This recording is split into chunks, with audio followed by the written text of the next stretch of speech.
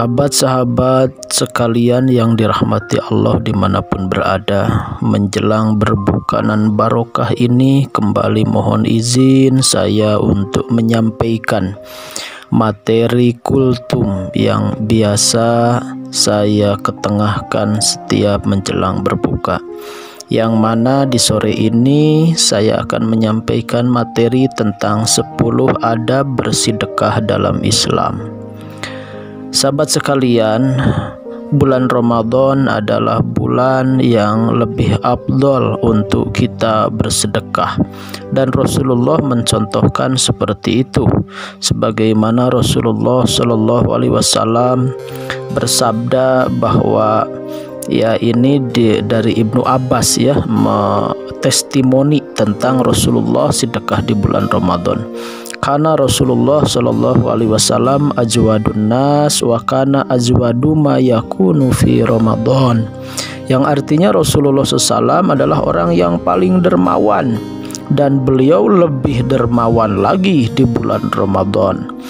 Nah, berangkat dari dalil itu, maka tentu Ramadan kita harus mengoptimalkan potensi diri kita, baik harta, pikiran, waktu, tenaga, dan lain-lain untuk berkontribusi bagi agama, bagi para duafa, anak yatim, dan lain sebagainya.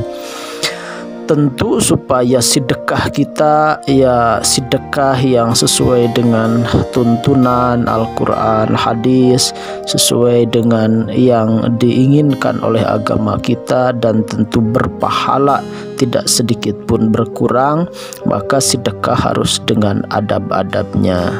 Ada 10 adab bersedekah dalam Islam. Yang pertama, harus niat semata-mata karena Allah. Innamal a'malu binniyat wa innamal likulli imri'in ma nawa. Setiap amal tergantung niatnya, dan setiap orang dinilai karena niatnya gitu. Jadi setiap orang tuh dinilai apa dia meniatkannya.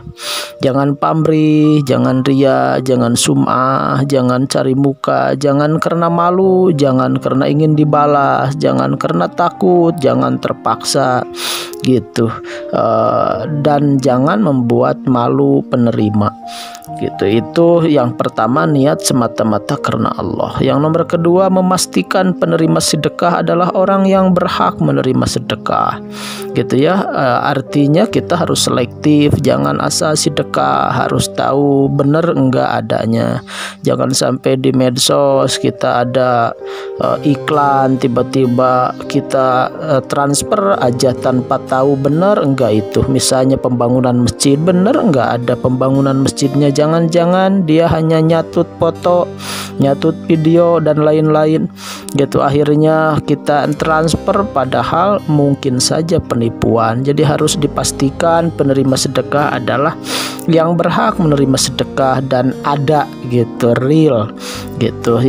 Artinya lembaganya, orangnya yang meyakinkan diri kita bahwa itu memang real gitu. Yang nomor ketiga, bersedekah sebelum diminta itu lebih utama gitu tentu bersedekah sebelum diminta itu kenapa lebih utama? Karena tentu satu, inisiatif kita. Yang kedua, itu buah dari kepekaan kita gitu tanpa menunggu diminta. Kita tahu kesulitan orang gitu kebutuhan orang dan lain sebagainya. Yang keempat, menghindari sifat bakhil dengan bersedekah.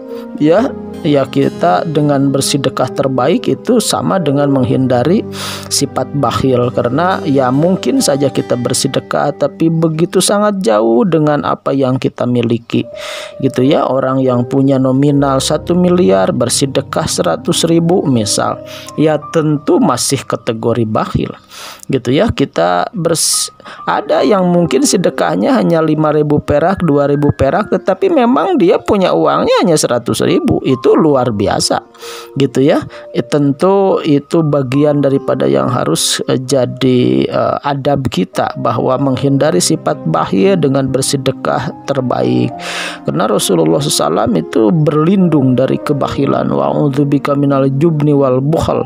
Rasul berlindung daripada rasa penakut dan bakhil atau pelit. Kenapa? Karena pelit itu ya kadang-kala memutus silaturahim, dibenci orang-orang, dimurkai Allah, didoakan jelek malaikat, juga zolim karena di harta kita ada hak orang lain. Gitu, harta mubazir gitu ya, kita meninggal tuh jadi rebutan ahli waris gitu.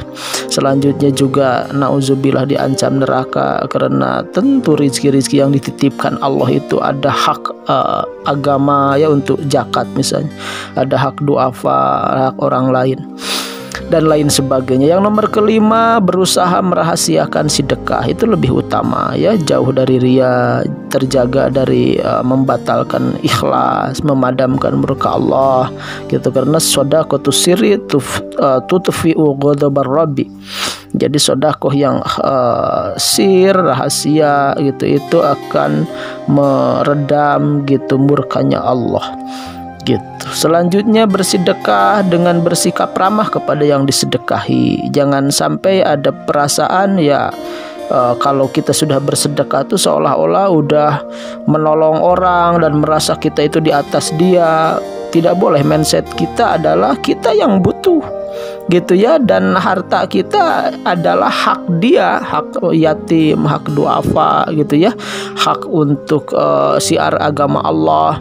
Maka ketika kita memberi itu nggak merasa kita merasa jadi di atas gitu ya, yang meminta atau yang kita beri merasa di bawah. Justru kita harus berterima kasih ada ladang amal, berterima kasih ada orang-orang duafa yang jadi wasilah kita menyalurkan gitu ya harta kita, yang menjadi wasilah kita masuk surga, yang menjadi wasilah kita diridhoi Allah, yang menjadi wasilah harta kita dibersihkan. Jadi jangan merasa ya kita merasa menjadi orang berjasa gitu. Justru orang yang menerima atau penerima sedekah kita lah orang-orang yang telah berjasa menjadikan kita ahli surga, mendapat ridho Allah, menjadikan harta kita bersih dan lain sebagainya.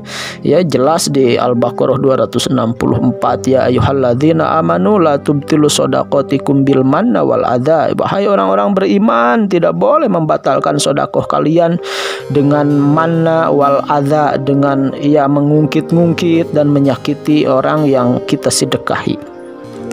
Yang nomor ketujuh, mendoakan dan membesarkan hati penerima sedekah ketika kita belum bisa sedekah. Jadi kalau ternyata belum bisa, mohon maaf gitu ya, atau semoga ada dari yang lain ya, kebetulan kondisi saya masih belum bisa, atau insya Allah beri harapan gitu ya, mudah-mudahan ke depan ada rezekinya. Beri senyum gitu, karena senyum itu bagian dari sedekah, memasukkan bahagia kepada orang duafa yang ya karena keterbatasan kita tidak bisa membantu, minimal besarkan hatinya gitu. Jangan sampai ditolak mentah-mentah.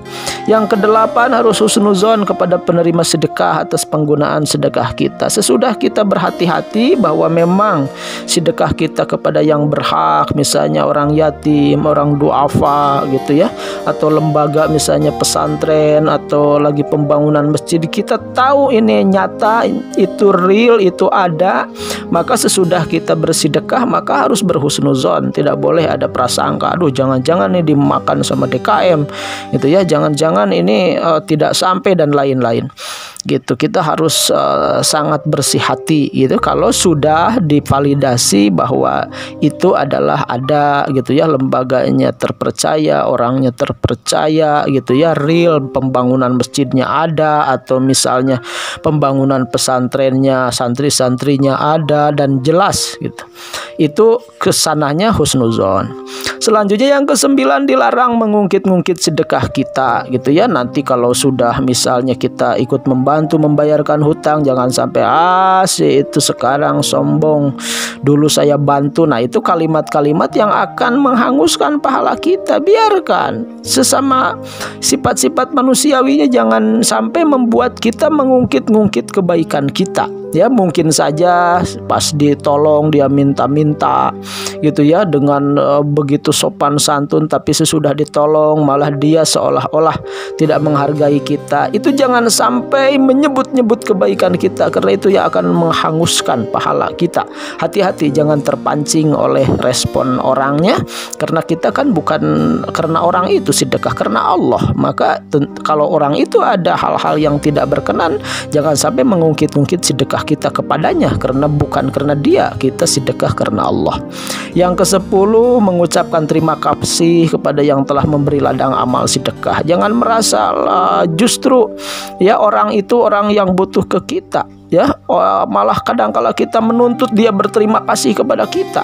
Hati-hati, justru sebaliknya, sedekah yang baik itu merasa orang-orang penerima itu adalah orang-orang yang telah membantunya memfasilitasi surga gitu ya, ahli surga, memfasilitasi jadi dapat ridho Allah, memfasilitasi jadi tadi harta kita bersih gitu ya, dan memfasilitasi kita jadi banyak investasi akhirat.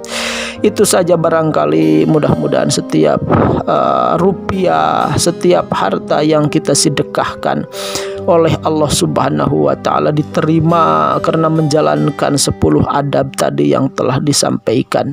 Dan kita berharap Ramadan ini adalah Ramadan yang banyak kita bersedekah, yang dengannya banyak investasi akhirat, pahala kita menggunung, juga kelak mempertanggungjawabkan harta kita dengan cara membersihkan dengan zakat, infak, sedekah dan wakaf.